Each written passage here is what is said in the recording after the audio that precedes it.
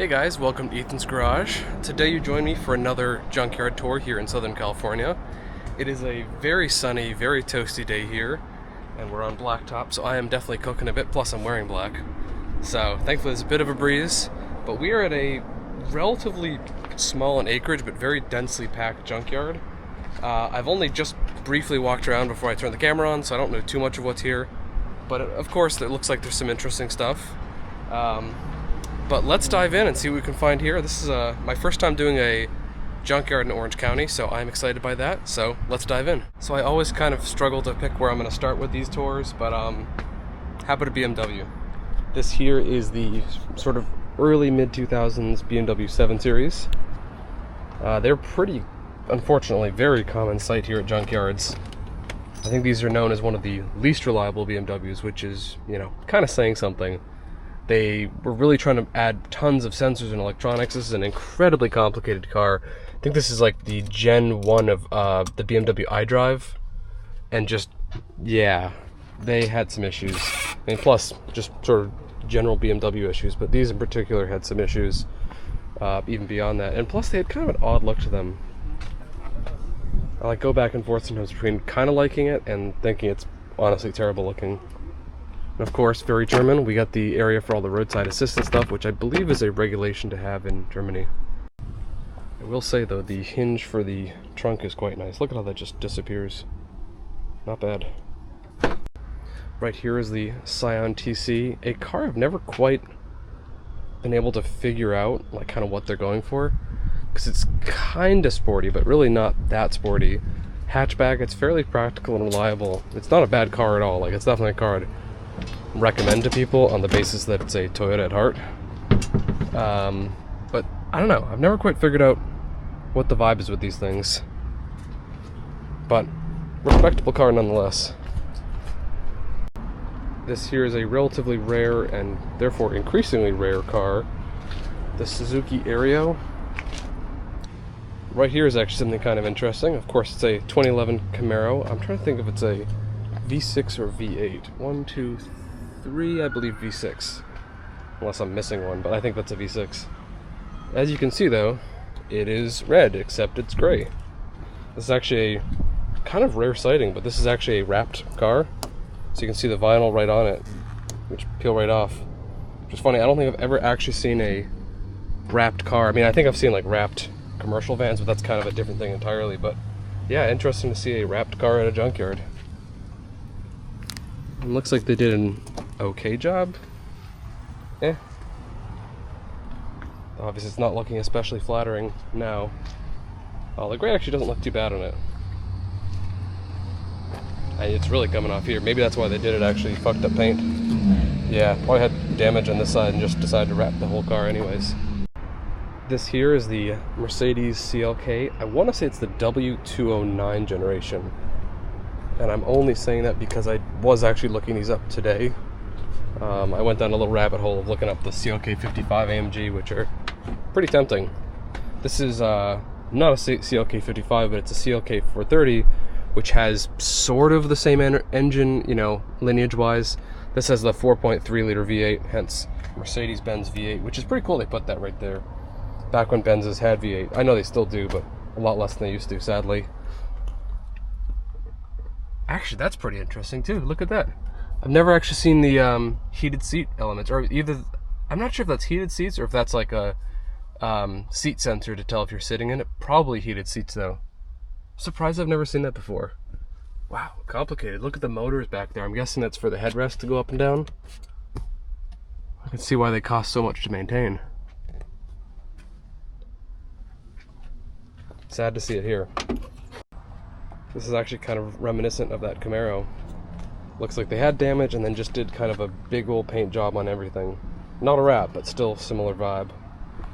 And there you go, open engine right there, which is always nice to see.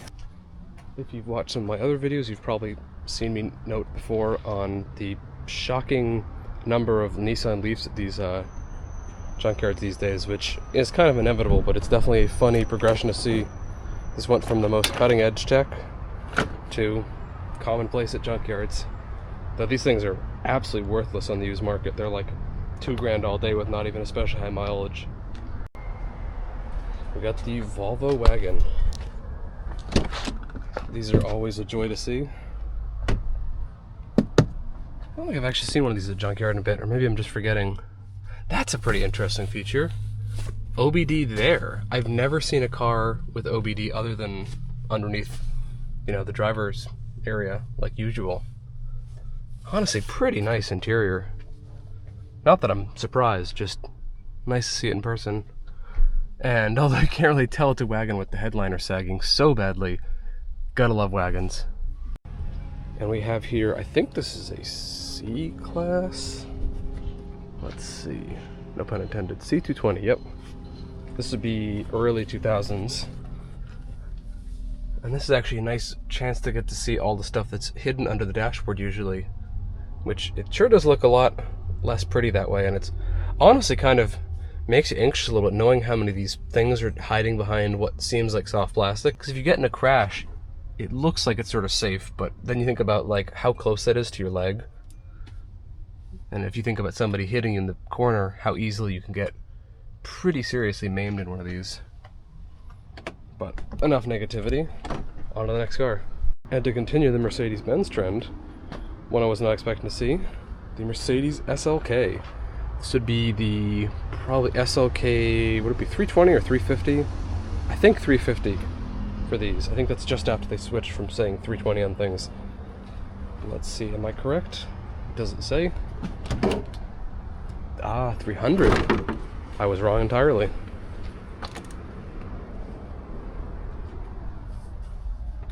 What I always thought was cool about these is they did actually make some of these with manuals, which that is a pretty solid deal. And also, honestly, I don't usually like the wood, but that looks really nice actually. That's a nice design for sure. And of course with the convertible hardtop. It can be so intriguing sometimes at these places when you see stuff like the entire roof off of this. Because I'm guessing this is probably actually crash damage, but sometimes it's not crash damage, but actually people here at the junkyard taking it off for parts or taking it off to get something else. So it's always like unclear if it's a horrific crash or just someone trying to fix their car, or a bit of both. This here is a car I've grown to like more and more as time has gone on. One I was kind of surprised by. I believe it's a 3.8 Buick V6 in this Buick LeSabre. And they're quintessential kind of grandma cars. I'm sure a lot of people have had their own grandmother have exactly this car. But they're well built, comfortable, not especially slow, and shockingly reliable. So, not a bad combo of things. And that right there, supercharger. It's always so nice seeing these older Ford trucks. They definitely aren't made like they used to be. I know it's cliche, but it is very true. And some of that's a good thing, but you know, you definitely miss some of the utilitarianism, especially like just the basic vinyl floors. And of course, a work body on it. That's when you know it means business. These have always seemed like tempting, slightly nicer than average daily drivers. This is the Acura ILX, which is basically just a Civic. And as you can see inside, it is still just basically a Civic, but it's just a little bit nicer. Unfortunately, with the seats gone, you can't quite see it as well.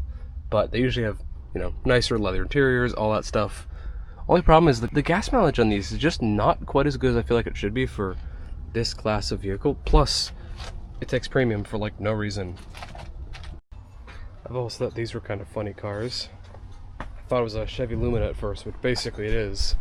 But this is the, I believe, no, not, I was gonna say last generation, but second to last generation of the Chevy Monte Carlo, which is kind of a funny car in general.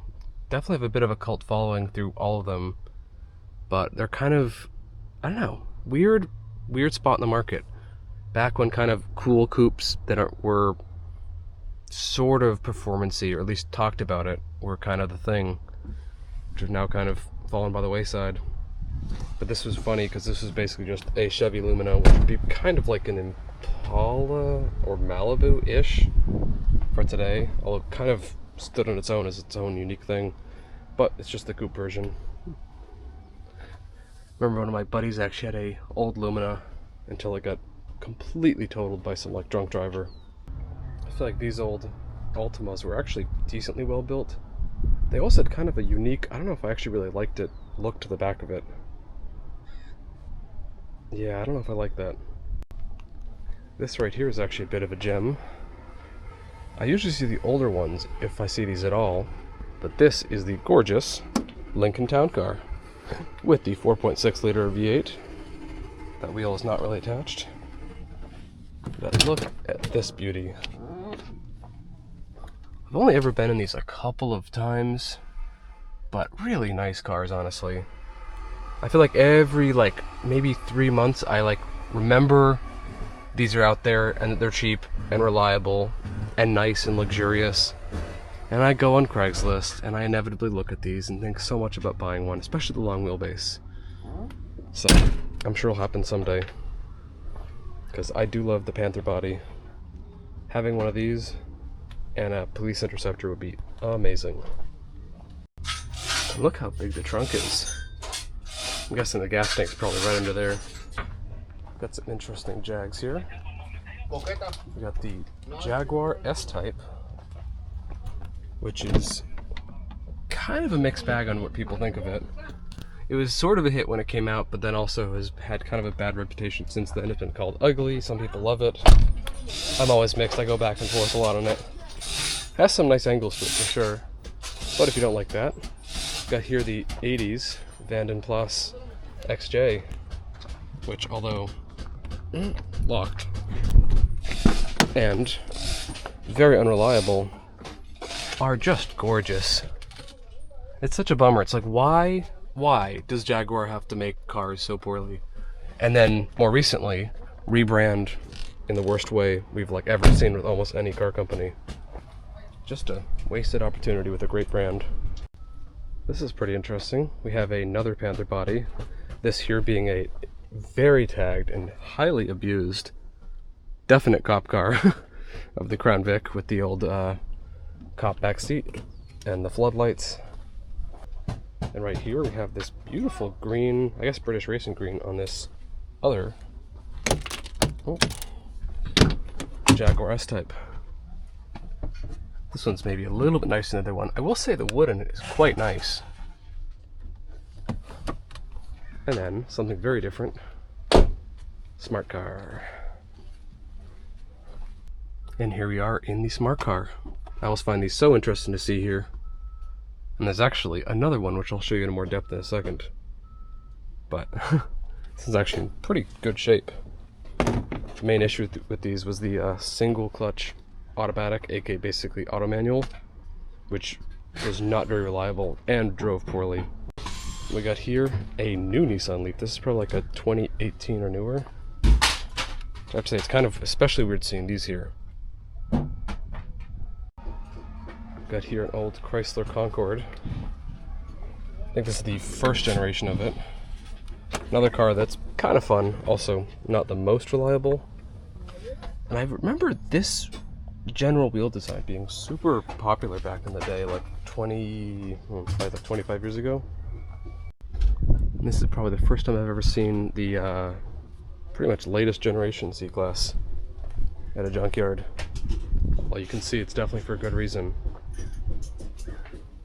And I'm pretty sure this is a completely separate Jag XJ than I just showed you guys. So they have a good number of them here. So this is a bit crazy. This is the first time I've ever seen a Tesla at a junkyard. Honestly, fascinating.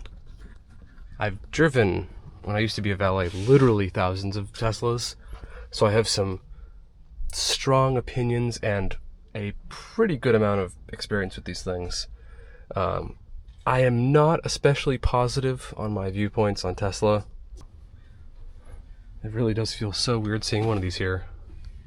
Although there must be tons of them, but I think a lot of them go to maybe different junkyards. And I'm guessing this one still has the battery in it, I would assume. Cool getting to see all the stuff up close of how they actually make these things. One of my big critiques always with so many of the newer cars is just going to electric motor everything. And that's not even necessarily an EV statement, that's a small electric motors, like the fact that the door handles are just stuck in there because the battery's dead.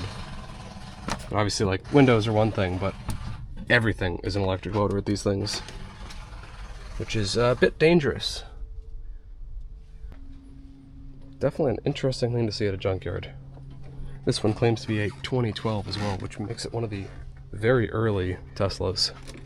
This will probably be P75, P85 maybe. Interesting, you get the sound deadening, whatever this is. And I wonder if you can see, I guess that would be the, yeah, you can see right there, that's the little motor setup for the door handle. Right there. Fascinating. Love seeing these. This is a 1990 Toyota Corolla wagon. That is awesome. Sad that this is off the road. And this here is something I've actually seen at quite a few junkyards.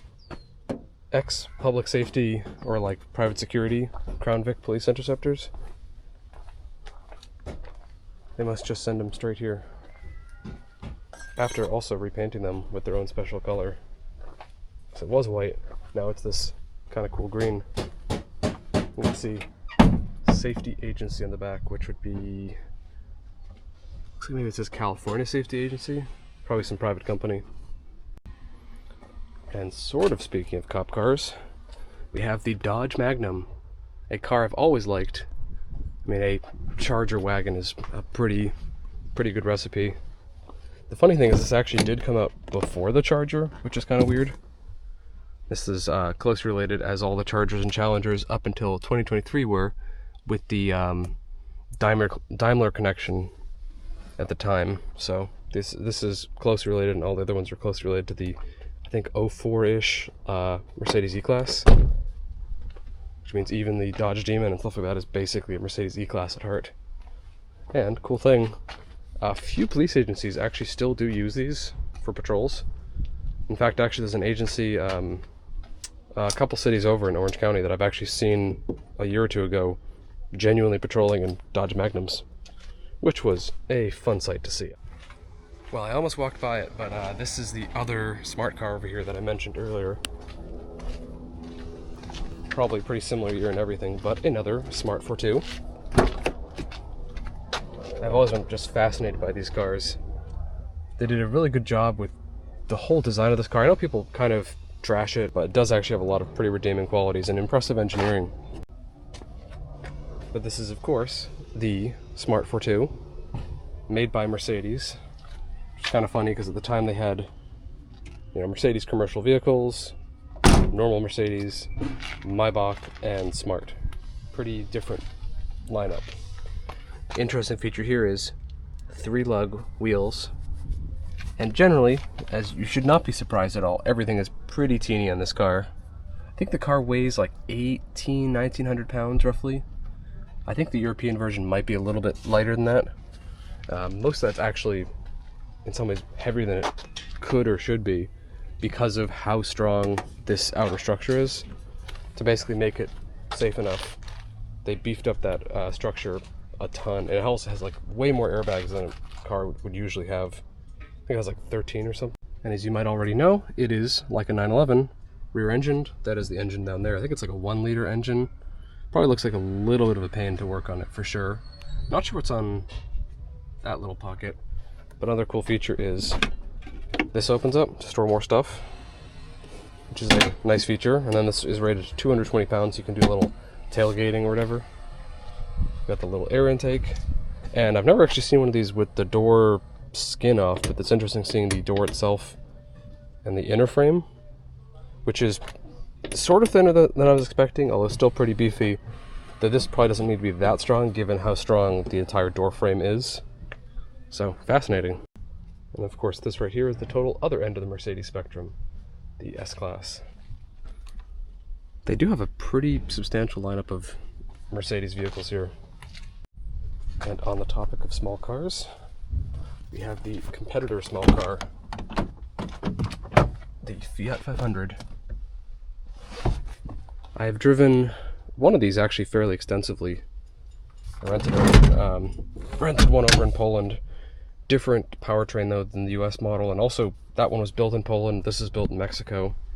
They did a good job with, you know, making it kind of retro and cutesy. This is An interesting spec, not one that I would get, but I can certainly respect why people would like it. Has good, like, beach vibes. These aren't especially safe, though, or reliable. And just weird layout for a lot of stuff, like the fact that the rear fog light, or fog defogger button is right there. Or everything's central. It's just weird.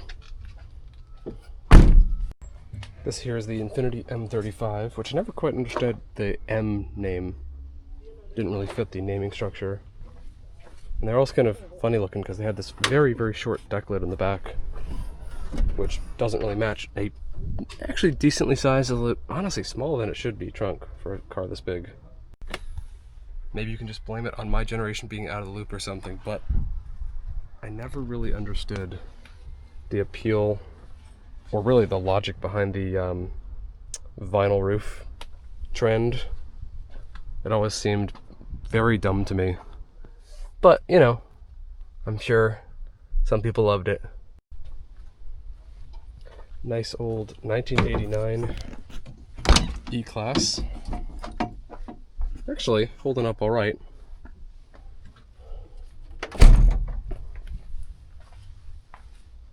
I've always liked that slightly boxier look of that era. And the interesting slatted taillights, which I always thought was kind of a unique feature. And we got here a very nice color on this Nissan. Alright, I found a bit of a gem over here. Look at this. This is a whole type of car you just never ever see anymore. The Toyota Tercel from the, what year is this one? 85. So I actually grew up with one of these. My family had one of these when I was a very, very little kid. So my earliest vehicle memories come from one of these. I think maybe even the same color, which now you never ever see these anymore. These are uncommon, I think, even 25 years ago, and are pretty much off the road entirely probably 20 years ago. So even to see one at a junkyard is a bit of a treasure. And cool looking wheels too. I don't know if this one is, but I know a lot of them did actually come in pretty legitimate four-wheel drive, which made them basically a Toyota Subaru Outback, essentially. Just excellent cars. This Charger is also a surprisingly new vehicle here. I'm guessing this is like a post 2015-16 one. Probably close to like 2018. And definitely V6 given the wheels.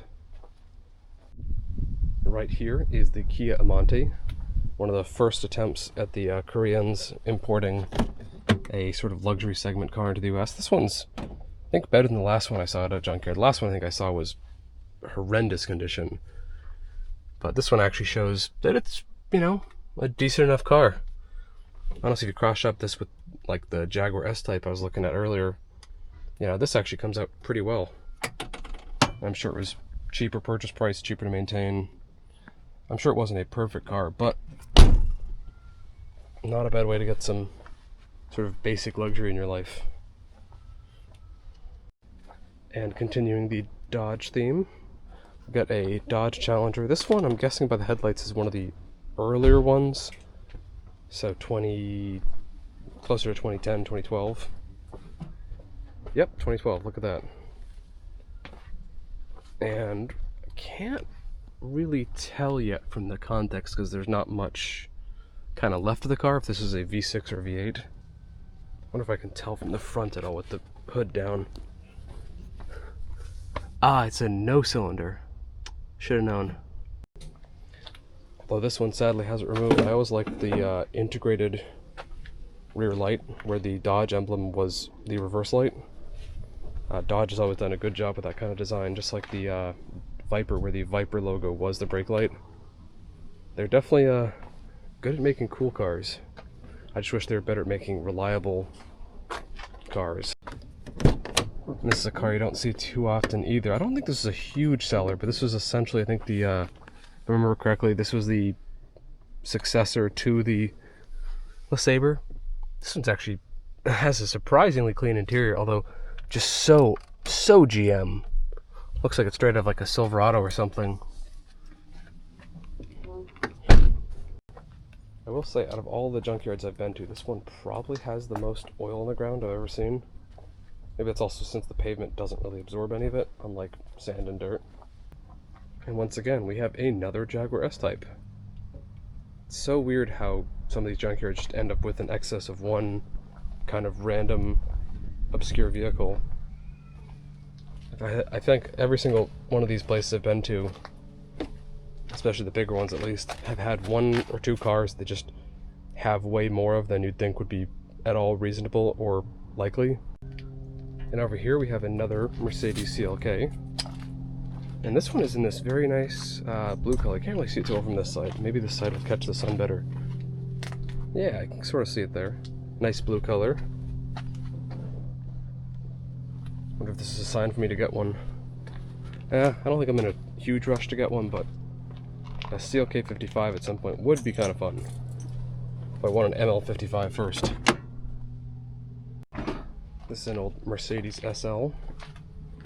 SL 500 to be exact. You can see here the roll bar, which I'm not sure if that stays down until a crash or if that's always up or up some of the times. But interesting to see it there, how they hide those things away. Right here is the Mitsubishi Mirage, which, funny enough, is actually called the Space Star over in Europe, which is a surprisingly interesting name. And inside, we have a treat. A 5-speed manual, which I think they may have just discontinued, which is really a shame. You know, I remember sitting in one of these years ago at a car show, and honestly being really critical of it. I thought it was a terrible car. But I think as I've experienced more cars and gotten to sort of see what I really like and dislike, the simplicity and cheapness of this car, especially with the manual, has honestly kind of won me over. And on the topic of small manual cars, this one is kind of a bit different than the Mirage, given that it's, oh, I don't know, much more complicated and essentially a BMW, but we still do have 3 pedals. We don't have the gear shifter, but still nice to see. This is a Cooper S, which must be a really fun car to drive. And here we have an old Civic, back when they were proper 2-door hatchbacks. Not anymore, sadly. Wow, that is something I've also never seen at a junkyard before. A BMW i3, which also might make it the first vehicle with any actual amount of carbon fiber to ever be at a junkyard that I've been at. Look at that.